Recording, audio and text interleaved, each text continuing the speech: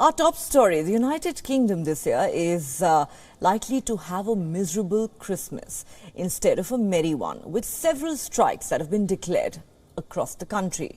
While the days are getting colder, the citizens seem to be boiling in anger. From the railways to mail to teachers to hospital staff, UK workers are certainly not pleased with what the British government is doing. And ahead of the Christmas holidays, most worker unions have announced strikes. The widespread unrest is likely to stretch until January. Struggling with double-digit inflation, the workers are demanding better pay and working conditions. Starting from Britain's rail network that has been repeatedly brought to a standstill over recent months, the National Union of Rail, Maritime and Transport Workers has said more than 40,000 rail workers will stage a walkout before and after Christmas after failing to reach an agreement with the train operators. The Transport Salaried Staff Association too has announced further industrial action for the month of December. The workers protesting over pay, job security and work conditions will hold strikes on the western coast on the 13th, 14th, 16th and 17th of December. The border staff at UK airports have announced strikes around Christmas, leaving hundreds of soldiers in a position where they've been asked to cancel their leave for the second year in a row after they were drafted to replace the striking border force guards. Meanwhile, after several rounds of strikes, Royal Mail workers have planned 5 days of strike before Christmas Day on the 11th, 14th, 15th, 23rd and 24th of this month. Thousands of Royal Mail workers gathered outside Parliament in London on Friday as they began their strike over low pay and working conditions.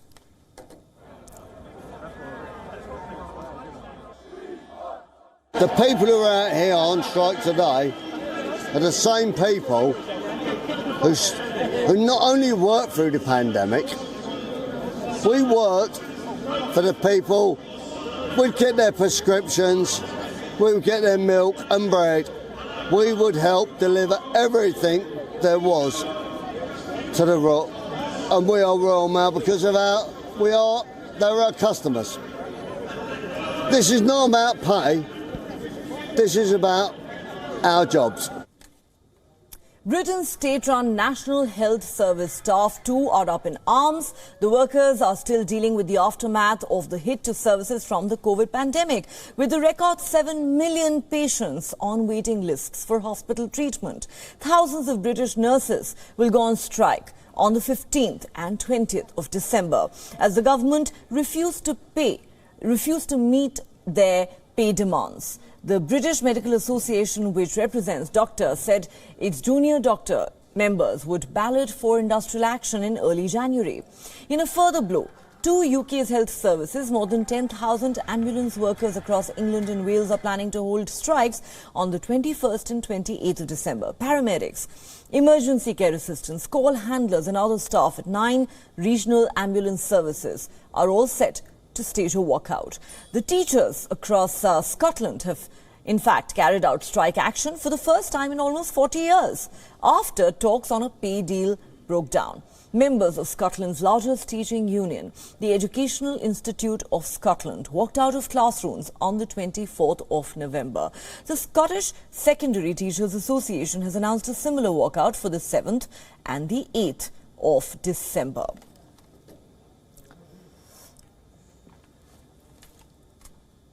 For more on this story, we're now joined by Adam Schwarz, who is a writer and a political commentator. Thank you so much for speaking to WION. Now, looking at the state of affairs, it seems like there's hardly anyone in the UK who is not going on strike at some point or the other in the month of December, and it looks like the country could be completely paralyzed. Is this unprecedented in some ways, and what are the measures that the government is taking at this point to brace for what's coming?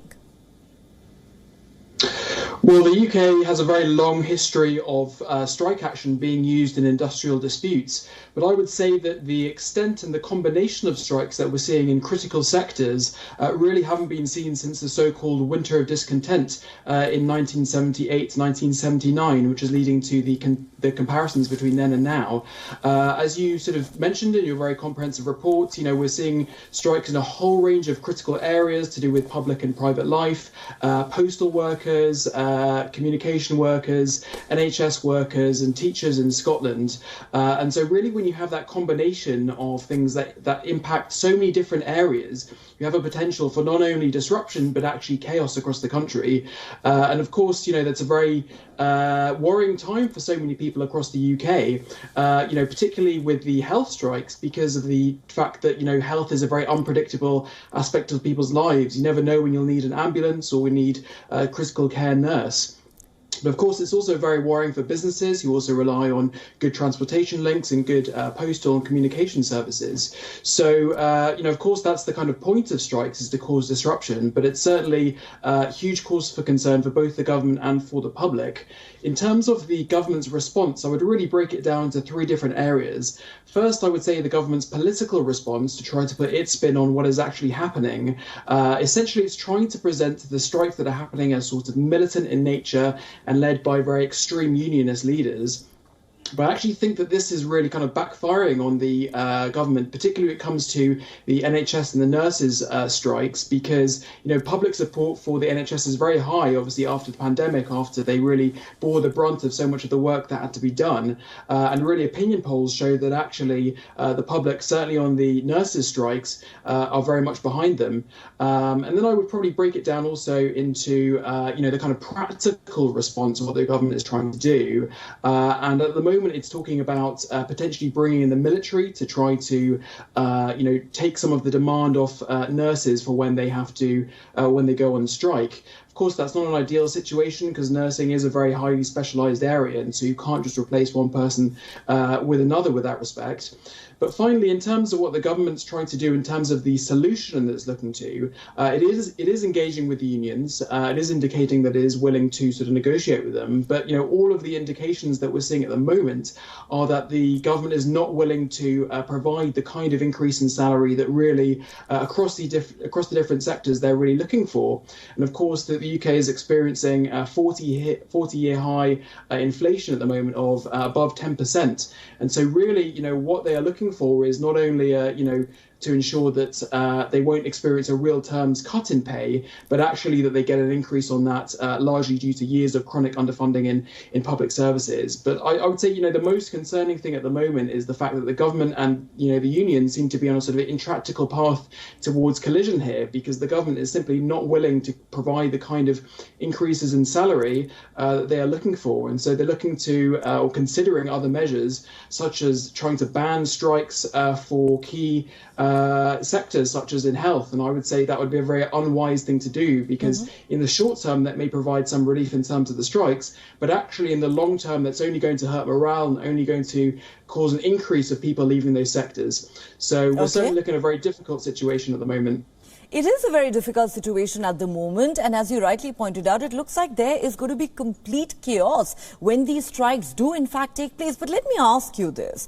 Given the fiscal situation that the government finds itself in currently, how do you think it can actually get around to even addressing the demand that is being made by all of these unions that want essentially a pay rise? Number one. Number two, do these strikes in a sense strengthen the perception that the Rishi Sunak government does not seem to be in control and that things seem to be in a state of free fall in the UK? Well, I think there are two very good points. I think just to firstly deal with your first question, of course, Sunak came to power about 6 weeks ago on the basis of trying to increase the perception of economic competence within the government after it had a very difficult period during the Truss era on that. So I think one of the problems that the government is facing is the fact that it's facing so many different strikes from so many different sectors means that if it offers a decent package to one sector or one group of strikers, that will then increase expectations that actually it will provide those increases to other sectors, which may, of course, lead to further strikes if they see a result coming from it. But of course, Rishi Sunak, as we even saw during the original leadership contest earlier this year, he's laser focused on this concept of fiscal responsibility and trying to ensure that the UK's public finances are in a very good position. And so that's why I think the government's very unlikely to provide the kind of level of increases that the unions are really asking for. But I think you're absolutely right. If the government can't get a handle on these strikes or can't bring them to a suitable sort of conclusion, that is, going to create a perception of the government not being in control. And I think, really what the government has to consider is the fact that, you have to balance the costs between trying to increase the salaries for people in critical sectors with the ultimate economic damage that actually this kind of strike action can do. And obviously, as I mentioned, there's a lot of business disruption to the economy in the UK from these strikes. And, businesses will largely just try to get on as they can in the UK. But actually, for outside businesses looking to potentially invest in the UK, they're going to be looking at all these different sectors and saying, actually, we see a whole load of disruption. Why would we invest in the UK? And so actually it's, the government has to take a long-term approach to this and try not just to view it in terms of short-term public finances to ensure that actually the UK maintains an attractive place for foreign direct investment, which we know is an absolutely fundamental part of the UK's economy. A very interesting and important point there, that not only is this likely to cause utter chaos for the people of the UK, but perhaps could very much worry and even scare away foreign investors. Thanks so much, Adam Schwartz, for speaking to WION. Good to be with you.